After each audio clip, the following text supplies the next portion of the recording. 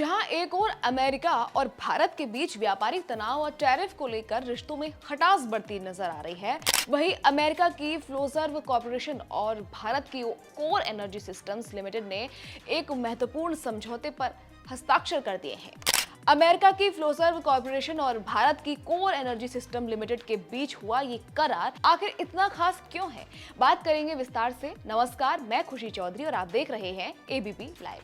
ये समझौता Washington DC में अमेरिकी ऊर्जा विभाग और भारतीय दूतावास के अधिकारियों की उपस्थिति में पूरा हुआ है। इसे अमेरिकी ऊर्जा विभाग और भारतीय परमाणु ऊर्जा विभाग दोनों की मंजूरी मिली है।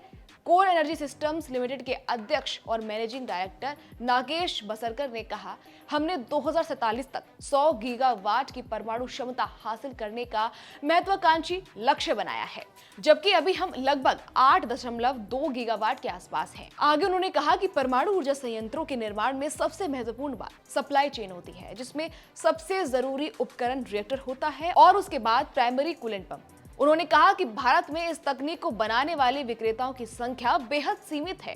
देश में केवल एक ही विक्रेता है जो ये पंप बनाता है। ऐसे में इस क्षेत्र में विश्व की लीडिंग कंपनी फ्लोजर्व के साथ ये समझौता करना बेहद खास उपलब्धि है।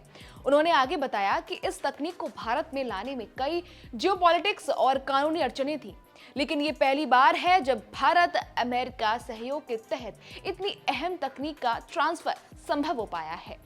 भारत के परमाणु ऊर्जा विभाग ने नवंबर 2024 में कोर एनर्जी को फ्लोजर्व के साथ साझेदारी की अनुमति दी थी और अमेरिका को आश्वस्त किया था कि ये तकनीक केवल शांतिपूर्ण नागरिक परमाणु उद्देश्यों के लिए ही इस्तेमाल की जाएगी।